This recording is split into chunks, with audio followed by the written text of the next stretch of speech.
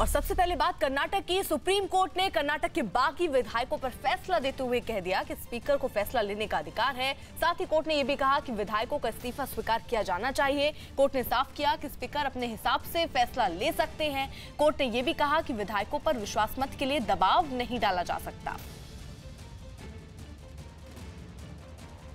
तो कर्नाटक को लेकर जिस तरीके से बाकी विधायकों ने सुप्रीम कोर्ट का दरवाजा खटखटाया था, तो कुल मिलाकर एक तरीके से देखा जाए तो कर्नाटक सरकार को फिलहाल बहुत बड़ा झटका ये लग सकता है, क्योंकि 15 बाकी विधायक जो हैं अब इन्हें बाध्य नहीं किया जा सकता। जो व्हिप इनके लिए जारी की गई थी कि इन्हें विधानसभा में मौजूद रहना है, उसके लिए ये बाध्य नहीं हो सकते सुप्रीम कोर्ट ने हालांकि ये कहा। साथ ही साथ उन्होंने सुप्रीम कोर्ट का ये भी कहना था कि जो स्पीकर के अधिकार हैं वो उन अधिकारियों के तहत ही वो ये तय कर सकते हैं कि उनका इस्तीफा लिया जाए, लेकिन अगर लेना है तो उसको एक तय समय सीमा के अंदर इस्तीफा लिया जाए। ये सुझाव भी सुप्रीम कोर्ट की तरफ से दिया गया है। तो सुप्रीम कोर्ट ने साफ ही कह दिया फिलहाल कि 15 बाकी विधायक जो हैं, कल जैसा कि तय है 18 जुलाई फ्लोर टेस्ट होना है विश्वास मत, जिसमें इनकी सरकार पास होगी या फेल होगी ये निर्णय लिया जाएगा।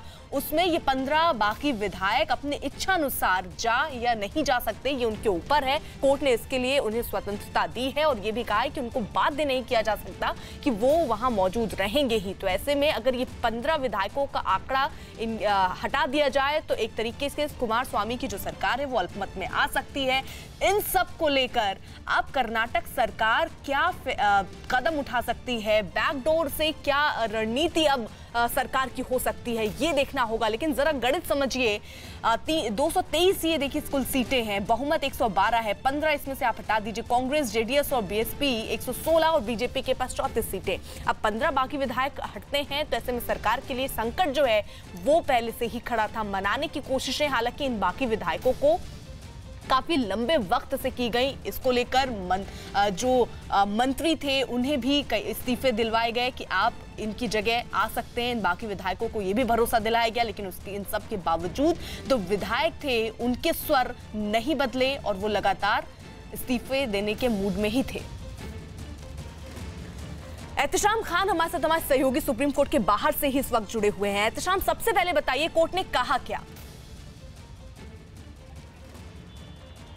देखिए, सुप्रीम कोर्ट ने ये कहा है कि दो बातें कही हैं। सबसे पहली बात यह है कि जो बागी विधायक हैं, 15 जो बागी विधायक हैं, उन्होंने अपना इस्तीफा दे दिया है और वो अभी पेंडिंग है। उस पर सुप्रीम कोर्ट ने कोई माफ़ कीजिएगा, स्पीकर ने कोई फैसला नहीं लिया है। तो जब तक कि वो फैसला नहीं लिया जाता तब तक के उन बागी विधायकों को इस बात की आज़ादी दी गई है कि उन पर कोई भी व्हिप जारी नहीं होगा, कोई भी ज़बरदस्ती उन पर थोपा नहीं जा सकता कि वो हाउस अटेंड करें, असेंबली में जाए और विधानसभा में पार्टिसिपेट करें, किसी भी तरह से एमएलए के तौर पर बिहेव करें या एक्ट करें। इससे उनको पूरी तरह से आज़ादी दी गई है। यानी कि इसका असर ये होगा कि जब कल फ्लोर टेस्ट होगा कर्नाटक विधानसभा में तो उनको वहां मौजूद रहना और अपने व्हिप को फॉलो करना उन पर लागू नहीं होगा। सुप्रीम कोर्ट के आदेश के मुताबिक उनको आज़ादी दी गई है। दूसरी बात जो आज के फैसले में कहा गया है वो स्पीकर के राइट्स के ऊपर, उसके ऑटोनॉमी के ऊपर कि उनको क्या हक दिया गया है।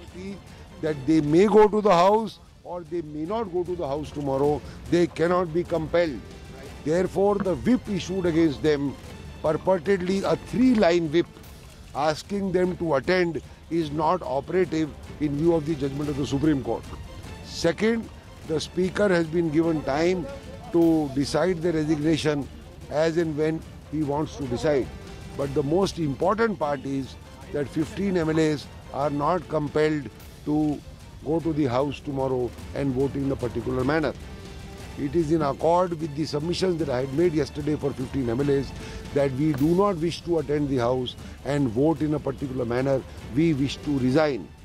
Therefore, if these 15 MLAs do not attend the house, the result of the trust vote is obvious. Sir Hindi में प्लीज। आज सुप्रीम कोर्ट की खंडपीठ ने अपना फैसला दिया जिसमें चीफ जस्टिस साहब भी थे और उन्होंने फैसला ये दिया कि मेन मामला बाद में डिसाइड किया जाएगा, क्योंकि कई लीगल मुद्दे इसमें रेज करे गए हैं। बट क्योंकि ट्रस्ट वोट कल है, कोर्ट ने दोनों साइड की दलीलें सुन के ये फैसला किया कि पहली बात तो 15 MLA, 10 ओरिजिनल, 5 और जिसमें मिस्टर आनंद सिंह हैं जिन्होंने 1 जुलाई को रिज़ाइन किया।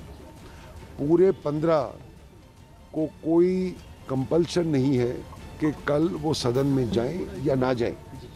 तो जो व्हिप इशू किया है कांग्रेस पार्टी ने कि ये 15 भी असेंबली में जाएं और ट्रस्ट वोट के हक में वोट करें या जेडीएस के जो 15 में से हैं, तो ट्रस्ट वोट में जाना या कंपल्शन के एक वोट करना, सुप्रीम कोर्ट ने हमें ये रिलीफ दी है कि हम जाएं या ना जाएं हमारी मर्जी।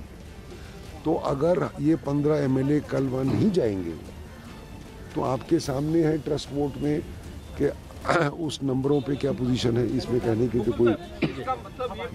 दूसरा, कोर्ट ने ये कहा है कि रेजिग्नेशन का मुद्दा जो है ये स्पीकर डिसाइड करे, उसका टाइम फ्रेम वो डिसाइड करे और जो फैसला वो करेगा वो सुप्रीम कोर्ट के सामने रखा जाए। मुकुल सर, एक सवाल उठता है कि स्पीकर अगर आज ही इस्तीफे पर विचार करते हैं और फैसला अपना लेते हैं, फैसले के बाद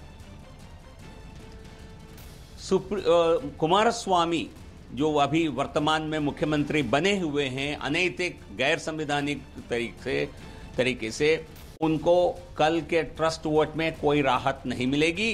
वो कल के वोट में वो अपनी मेजॉरिटी को प्राप्त नहीं कर पाएंगे, क्योंकि इन विधायकों पर कोई दबाव नहीं है कल ट्रस्ट वोट में जाने का। तो इसका मतलब है कुमारस्वामी के पास बहुमत प्राप्त नहीं होगा, कुमारस्वामी का घर जाना कल तय है। एहतशाम खान हमारे साथ लगातार हमारे सहयोगी मौजूद हैं। एहतशाम, कुल मिलाकर सरकार को तो ये बहुत बड़ा झटका है और जो अब स्थिति बनती नजर आ रही है, अगर ऐसे में स्पीकर इस्तीफा ये स्वीकार कर लेते हैं तो कितना बड़ा झटका लग सकता है? क्या ये माना जाए कि बीजेपी की सरकार वहां आ सकती है और कर्नाटक सरकार अब किस तरीके से दांव चल सकती है कि स्थिति उनके पक्ष में हो सके? देखिए, उनके पास अब कोई बहुत ज़्यादा विकल्प नहीं है सिवाय इसके कि वो फ्लोर टेस्ट कराएं, और फ्लोर टेस्ट कल ही होनी चाहिए, क्योंकि उन्होंने हलफनामा देकर सुप्रीम कोर्ट को ये बताया है कि 18 तारीख को फ्लोर टेस्ट होगा। और तब तक कि उन्होंने ये इजाज़त मांगी थी कि हम जो रेजिग्नेशन है उस पर हम सोचेंगे कि किस तरह से क्या कर सकते हैं, उसके लिए वक्त मांगा था। तो कोर्ट ने उनको बैलेंस कर दिया, कहा ठीक है आप अपने हिसाब से रेजिग्नेशन का फैसला ले, लेकिन फ्लोर टेस्ट चूंकि हलफनामा देकर उन्होंने कहा है कि कल होगा तो वो कल होगा। और जिस तरह से अब उन 15 बागी विधायकों को छूट दी गई है कि वो अटेंड करें हाउस या ना करें, और अगर उनका रेजिग्नेशन एक्सेप्ट भी हो जाता है तो इन सभी स्थितियों में किसी भी तरह से सरकार के पास वो आंकड़े कल का दिन बहुत अहम होता है। अगर फ्लोर टेस्ट कल होता है तो सरकार को बहुमत साबित करना होगा, अगर ऐसे में नहीं होता तो संकट जो है उनकी कर्नाटक सरकार पर गहराता हुआ नजर आ रहा है। वो देखो